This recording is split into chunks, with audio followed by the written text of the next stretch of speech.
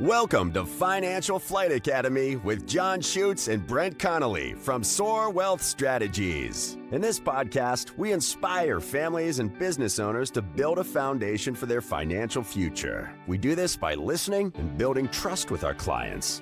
Join us for this journey where we explore ways to protect your nest and live out your dreams as John and Brent draw from years of experience and guest experts to help you take that leap of faith. Well, if you've ever driven a car in the state of Nebraska, you're familiar with the work of our guest today. Jim Gregory went from being thrown out of high school to executive vice president of one of the largest road builders in the Midwest. I'm John Schutz. And I'm Brent Connolly. Jim's story is inspirational, and he's a very entertaining individual. We want to welcome him to Financial Flight Academy. Hi, Jim. Hi there. Thank you for having me. Yeah, it's I really appreciate you doing that. Jim's a friend, so he has a lot on me, so we won't get too in depth on some things. But is it fair to say, Jim, that you would not have been the most likely to succeed in your early years of high school? I think that would be an accurate statement. Yes. Well, why? Well, when I was growing up, my parents really pushed education, and I pushed against that somewhat. And I really wasn't a very good student, and I just went to school because everybody else had to. And I was there. I didn't like it very much, and I really didn't think there was much sense in going to school or advanced education, but my parents were firm about that, so I had a choice of being homeless or going to school, so I went to school. Made the right choice. I would say that's probably a pretty good decision. So where did you start high school? I started high school at Burke High School, and I went my sophomore and my junior season there. I was gifted with having pretty good athletic genes. Yes. And that worked. Don't worry, Jim. We'll get to that. We'll get to that. I know that I'm contractually obligated to mention your athletic career. Yes. Yeah. Well, I was going to say it worked against me a little bit because I was starting on varsity football and varsity wrestling when I was a sophomore, which was more unusual back in the 70s than it is today. Wow. So I was hanging around with a lot of juniors and seniors, and I got invited to go on senior skip day with the seniors, and I went on senior skip day, and the school saw that as unexcused absence, and the senior skip day involved some drinking alcohol, and I got kicked out of school. Okay. Yeah. Yeah. So I'm guessing that didn't make mom and dad too happy. Mom and dad were not happy at all, but fortunately, another school was just opening up, Northwest High School, and they were gracious enough to accept me as a senior there. Gracious enough. So we've heard this story before where, okay, we've maybe had some little issues here and there. There's always seems to be someone that brings you back to the fold. So who was that individual that said, okay, you're on the wrong path? Let's get you straight. Well, sure. Very clear in my mind. It was Bob Olson. That's his first name, right? Bob, Bob Olson, the coach at Northwest. Yes, yeah, baseball legend. See, you're putting me on the spot, but it's not Bob Olson. I'll come up with it, but go ahead. Coach Olson was who he was to me, but Coach Olson was at Northwest. He was the offensive and defensive line coach. So that's where I played my football position. And he coached me for one season. And then about somewhere towards the end of my football career, or my football season, I had invited a young gal to go to homecoming with me, and when she found out I'd be driving my dad's old 61 station wagon, she found another date for homecoming. And you got the old Marcia Brady treatment. yeah, she sort of stood me up about 4 days before homecoming, and 4 days, and told me it wasn't going to work out. And she said it was because of the car, and I'm assuming she was being accurate.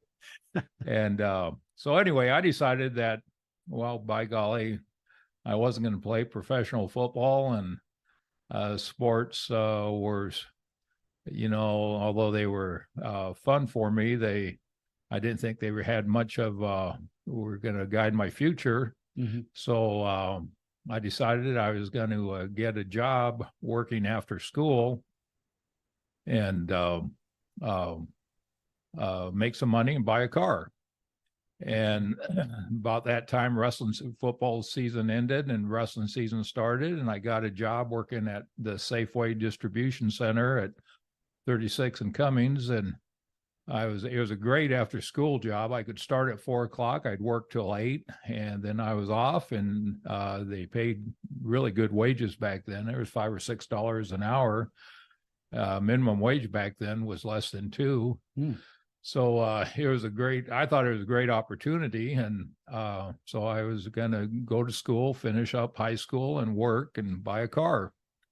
Coach Olson had, the wrestling coach then had noted that I wasn't out for wrestling, and I had been a pretty good wrestler at Burke High School, and obviously, if you were wrestling as freshman and sophomore, right? Yeah. What weight did you wrestle at?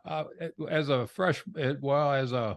as a sophomore, I wrestled 175, and then as a junior, I wrestled 185. And by the time I was a senior, I had grown to be I was going to wrestle heavyweight.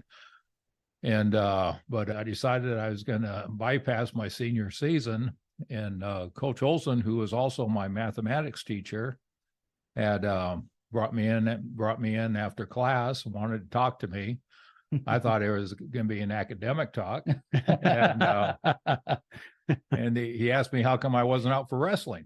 And wasn't out for wrestling. And I explained to him that I was had a good job, and I was going to buy a car, and I was going to move forward and under that direction.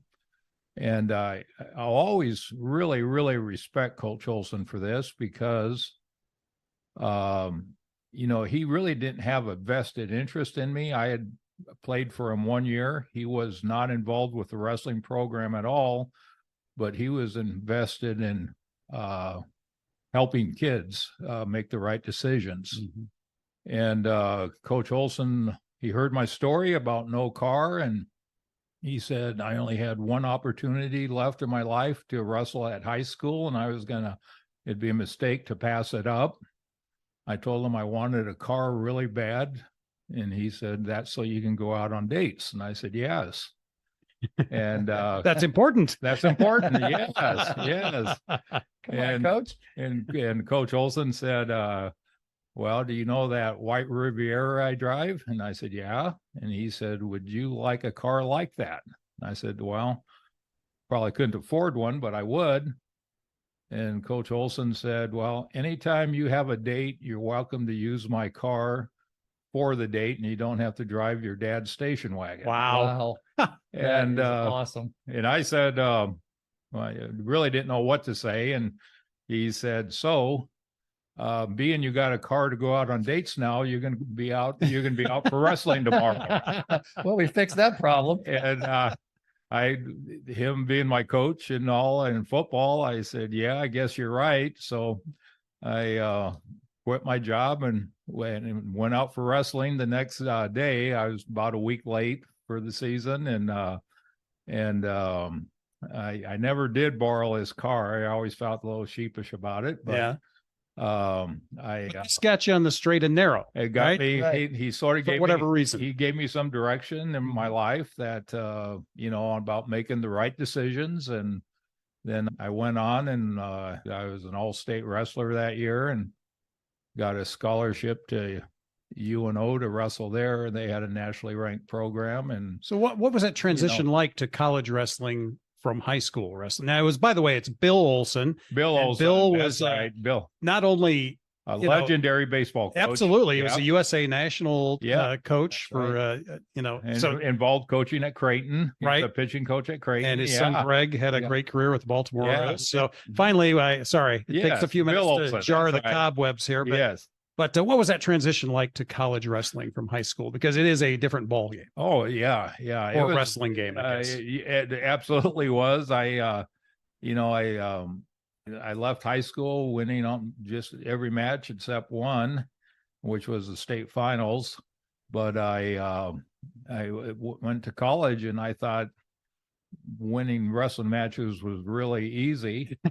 And Wow. I was in the wrestling room, and I remember wrestling with these upperclassmen, the guys that had been there a year or two, and I was just wondering because they were just beating the heck out of me, and I just assumed they all had to be all Americans, and then I found out that they were just guys trying to make the varsity squad. Oh, And my. I had little guys. Even I was a heavyweight. I weighed like 230 pounds, wow. and I had guys that were weighing like 170 pounds, just kicking my butt in the wrestling room.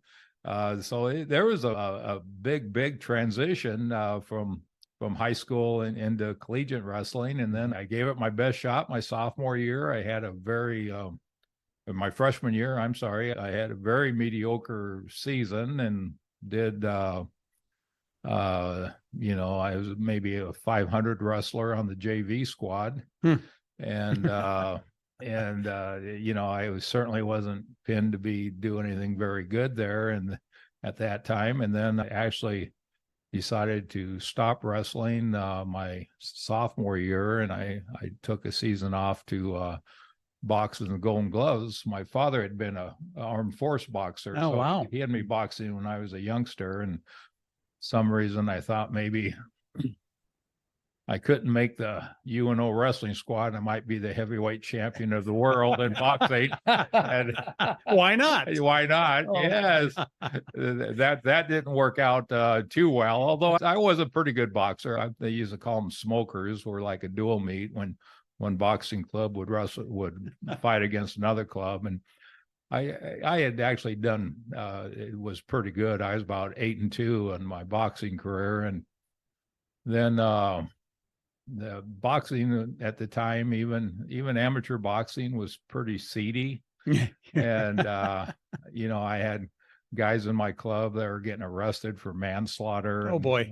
Things like that. So I decided that boxing I boxed out of there was a boxing club downtown where Ron Stander, who was a very good local boxer, Fought for the heavyweight title. Fought Joe Frazier for the heavyweight title. And I actually used to spar with Ron Stander at the club.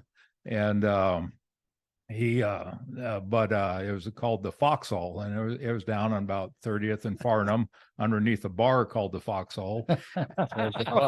Yeah. And buy a drink afterward. There you go.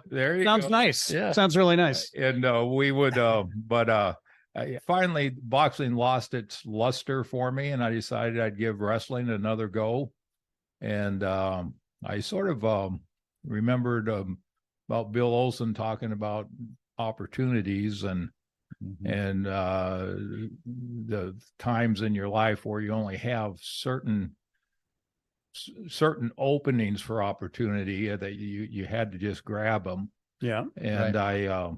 I decided I'd come back and wrestle, and I thought that one of the things I could do, I could get myself bigger and stronger and more athletic. So I worked out all summer, and I quit hanging around with guys that were having a lot of parties and having too many good times. And I just sort of became I visualized myself as a Spartan.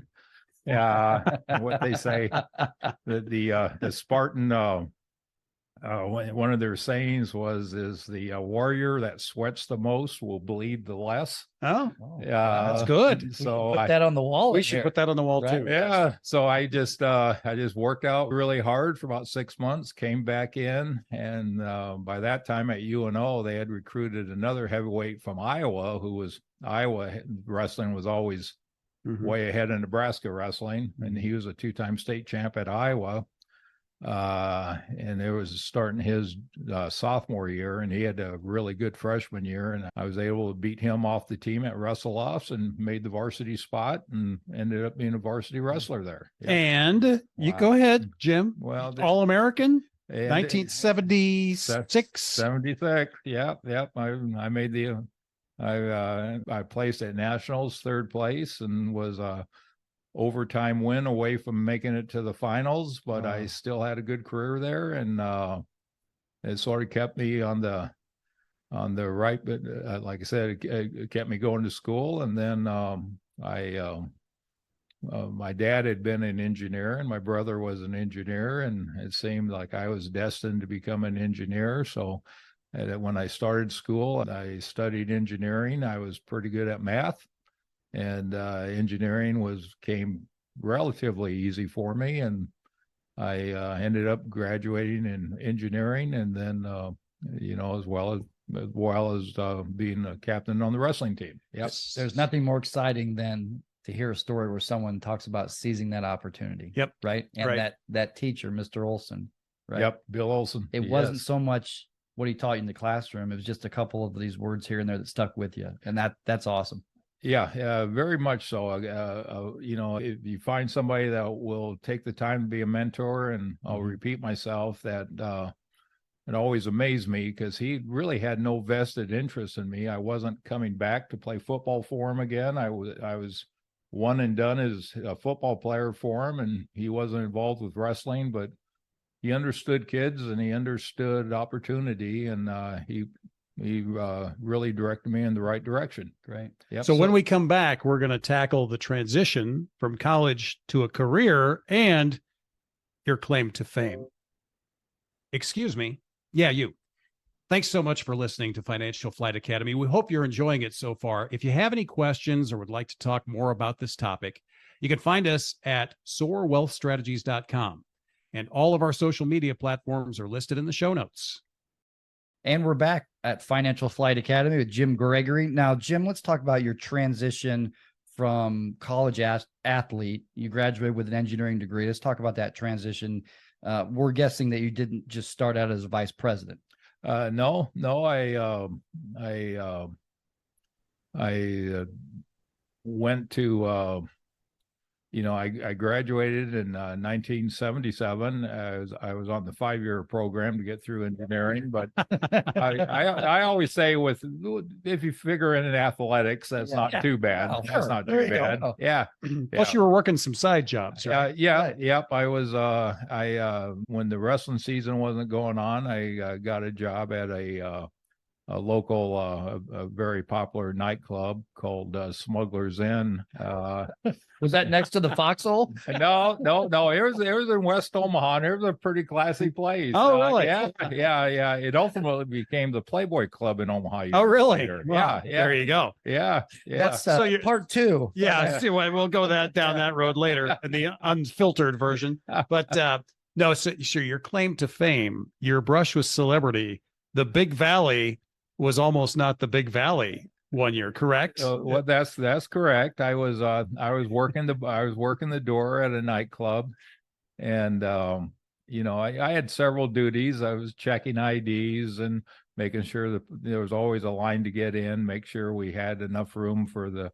And I was really a great bouncer because I'd recognize that we couldn't have the bar so crowded that the waitresses couldn't move around. Sure. Well, So I had to keep just the right amount of people in there to keep the service aisles open so the girls could push the drinks and get them on the tables and maximize the bar. Sure. I'm sure they didn't have to look close at your resume. 230, built like a brick, house. Golden Glove boxer, wrestler. You're hired. Yeah. Yeah.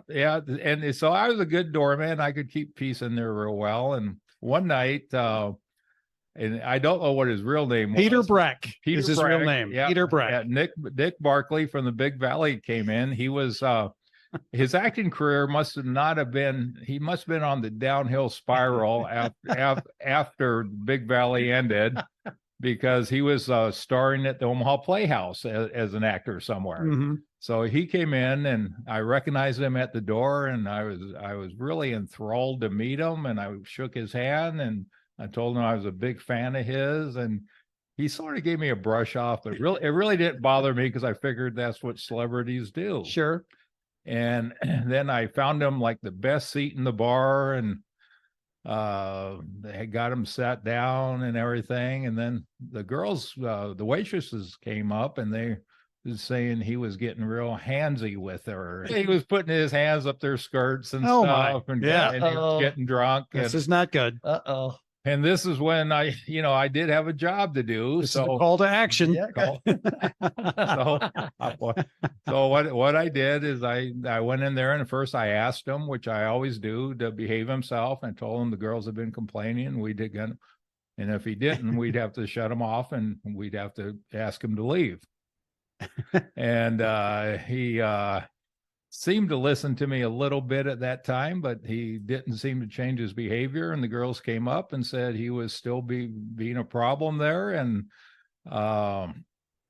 so I basically had to grab him and physically manhandle him and throw him out of the bar that night. There you go. Yeah, so you punched out Nick Barkley. Yes, I did. Okay, yes, well, there you go. All right. Yes, I did. And claim to fame. And when I first met John, he gave me a celebrity snub too. So yeah, I get it, Jim. Believe it was deserved, by the way. Yes, I think they're all that way sometimes.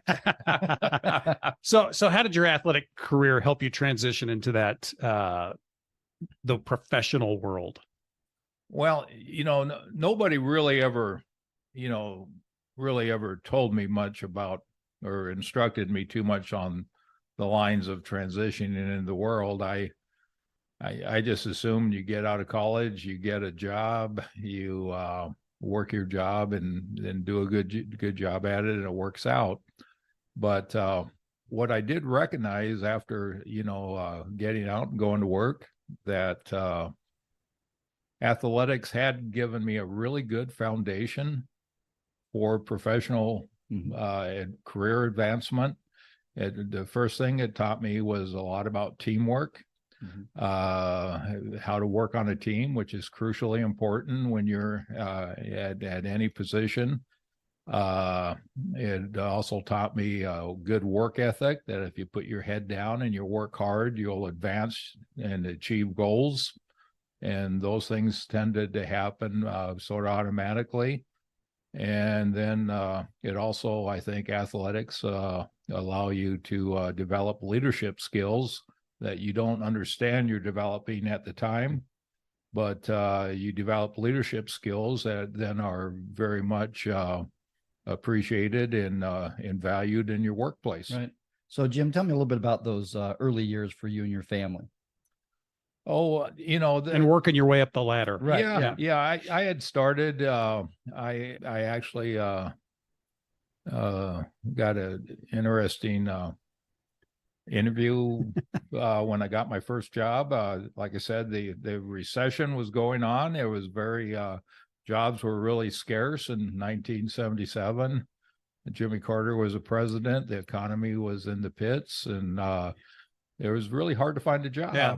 And I had back then they didn't have a lot of like career days, and where this companies come and interview on campus. You basically looked at the want ads and saw who was hiring, and I saw a local company was hiring, and I decided I'd call and arrange an interview. They told me to come in Saturday morning at 8:00. And unfortunately, on Friday night, I was out with a friend celebrating his birthday. And we stayed up most of the night celebrating. And I got home, and then I remember thinking at the last minute, oh my God, I got an interview at 8:00 in the morning. And I got in like at 3 a.m. So I didn't have a suit to wear or anything like that. So I just put on my best looking dirty clothes I had and went in for my interview. And I remember opening the door and I saw all these other young men that I went to school with, and they all had suits and ties on, and their resumes were in their hand. And yeah, I had forgotten my resume, and I was just about ready to turn around and just go home. I said, there's no way I'm going to, these guys, I know they all had, better grades than me in college and everything. And they were all really well dressed. And I looked like a bouncer coming in for a job. And, I got in there and I decided just going through the interview process might be important. Good. So I said, as long as I drove down to this place, I'm going to stick around for the interview. And being I was a little bit late getting in there, I was the last guy they interviewed. And they brought me in the room and they were interviewing me and they were asking me about my background and they asked me if I was working. I told them I was a host at a nightclub and they were a host. Now. They were very interested in what the duties a host was. And finally the guy said, well, it sounds to me like you're a bouncer. And I said, yeah, I do that too. And he was, that seemed to be real important to him. And, as it turned out, the company I was interviewing with, they were doing a job over in Council Bluffs and they were having a lot of, union violence going on the job. And just the guy. A particular set of skills. They were really interested in my boxing and wrestling background and my bouncing background. So the guys in suits went into this thing all wrong. They were all wrong about it. And they actually I remember there was a guy named Ray Dean interviewing me. And he said, assuming you did actually graduate from college, we're gonna be able to offer you this job. Wow. So I had to go back to UNO, pay all my parking tickets to get my transcripts released that I was able to graduate, and I got a job and I was out. I guess I out interviewed all these other guys there. So I was real pleased with myself. Good thing you turned around and said, I better just get in there and interview. Yeah. Absolutely. Big decision. Absolutely. It's one of those little things that make a big difference. Yeah. Oh my. Yeah. So you end up being the vice president of this enormous company. Yeah. I started out as a superintendent working for him. And that's the guy on the job site that's in charge of the work crews. And I was able to, the path to success there, if you work hard, did your job, recognize what you were supposed to, what the expectations of the company were, and you did them to the best of your abilities. You just tended to constantly advance yourself. And I worked, and then I was a superintendent, then I became a general superintendent. And then because I was actually the company's first college educated superintendent. Prior to that, they just had tradesmen in that position.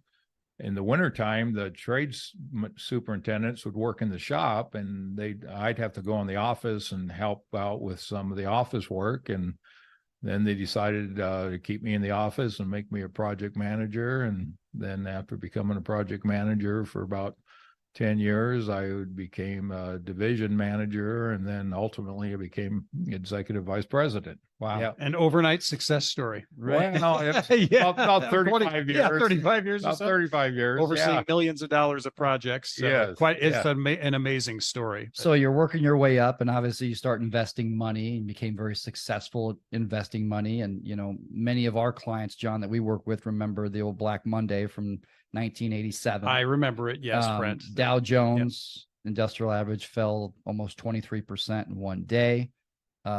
Jim, what did you take from that, event? I was, during that time, inflation was extremely high. Yeah.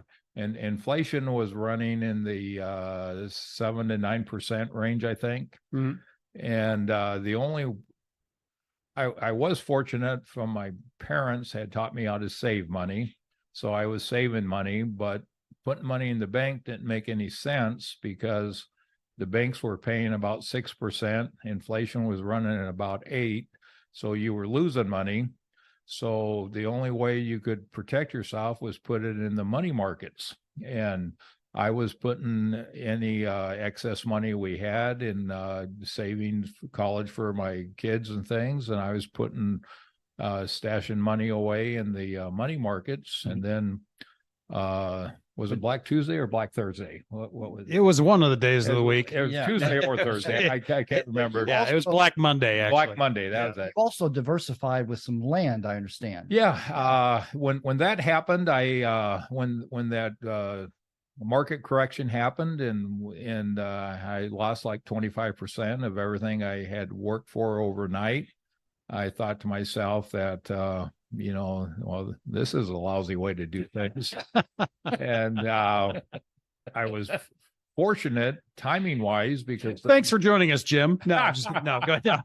I was fortunate because at the time the farm crisis was happening, and which I really wasn't aware of. And I decided that, by golly, we were living on an acreage at the time, and I couldn't understand why at the time when farm ground was selling for $1,500 an acre, I had to pay $5,000 an acre for an acreage lot. So I decided I'd take about half the money that I still had left and buy a farm that was for sale. And I bought the farm that was for sale, and I divided it up into some 20-acre lots. At first they didn't sell because the farm I bought and I was planted in corn, and nobody really was too enthusiastic about living in a cornfield. So we planted it to alfalfa, and then you have a nice hayed alfalfa field with a nice smell of fresh hay. And I ended up buying a farm and selling it. I bought it for about $2,000 an acre, and then I was selling lots for about $5,000 an acre, and they sold out in about 2 years. And you were making some really serious money then. You were buying at 2,000, selling at 5, and I did that a couple times. Then one of my friends that was an attorney told me about 1031ing the money to 1031 exchange, doing the 1031 exchange to keep you from paying the capital gains on that. So I did that a couple times, and I sort of had as much time between my day job and my family would allow. I sort of had a real estate buy, sell, never incorporated in a company, but I was doing quite a bit of that. Yeah. And you ultimately sold off the land that is now Iron Horse golf course and neighborhoods there. So that turned out okay for you, I'd say. John's seen all of that golf course. Yeah. None of the fairways, but I've seen a lot of the golf course. Right. Yes. And, right. So, John, diversification. Yeah, it does speak to different. It's not like you totally abandoned 401ks and things like that. No. Diversified. And we talk about that a lot. In fact, we had someone call not recently who said, I've had financial advisors. I bought a farm and a financial advisor told me that was stupid. Well, it's not stupid if you like to own farms and you're okay with renting and getting a check. And like you said, if it's in the path of development. And the old saw of buying low and selling high always works. Right. It always works. And whether that's farmland, whether that's apartments, whether that's stocks, or anything. If you buy low and sell high, you're going to get ahead quick. And if you buy right, long term, you always get ahead. There you go. And as long as we're talking about property, just happened yesterday. If you live in the state of Nebraska and you pay property taxes, you get a state property tax credit on your taxes. And a lot of people, unfortunately, there's $500 million that have not been claimed in these property tax credits. Just yesterday, we helped a young family who I noticed on their tax return did not take the credit. So those are things we check for here. So if you're not taking that credit, make sure you do. Yeah, It's it is the credit for school district property taxes and the credit for community college property taxes. And that's on every property tax statement. That is right. correct. That's right. Yep. And Yep. although we're not, CPAs, we review clients' taxes regularly to make sure that, those type of advantages are taken advantage of. Yep. And real quick, Jim, we're at the end of our time here, but I got to say, of all the people that I know, helping people transition to retirement, a lot of folks have a hard time with that. To me, you are probably the guy who has figured it out better than anybody I know. Well, thank you. I'm not sure about that, but it's worked out well for Well, me. you got a lot. You fish, you hunt. Yeah, You yep. have hobbies. You're a woodworker. Yeah. He does work at my house. I mean, for crying out loud, the guy is, thank God, because I am not handy. Is he still doing part-time posting? I'm not sure if he is or not, but if he is, we'll have you contact him. Well, Jim, thank you for joining us. I appreciate it. You are an inspiration after what could have been a downward spiral in high school after getting kicked out and then ascending to great heights in the corporate world. Well, I appreciate you having. I would hope that in some way my story would give people the thought process that everything doesn't work out like a storybook, right, piece by piece, but ultimately, if you keep your eye on the end goal and you make the right decisions, anything's possible. Absolutely. Yep, great story. So. You're quite the inspiration, and people can turn things around. So if you'd like to schedule time with us here at Soar Wealth Strategies, a no obligation fit meeting, you can give us a call here at the office, 531-867-3400. You can also visit us on our website, soarwealthstrategies.com. And please join us next time here on Financial Flight Academy. Thank you for listening to the Financial Flight Academy podcast. Click the follow button to be notified when new episodes become available. Visit our website at soarwealthstrategies.com or give us a call at 531-867-3400. And don't forget to click the follow button to be notified when new episodes become available. The information covered and posted represents the views and opinions of the guest and does not necessarily represent the views or opinions of Soar Wealth Strategies. The content has been made available for informational and educational purposes only. The content is not intended to be a substitute for professional investing advice. Always seek the advice of your financial advisor or other qualified financial service providers with any questions you may have regarding your investment planning. Securities and advisory services offered through Commonwealth Financial Network, member FINRA SIPC, a registered investment advisor.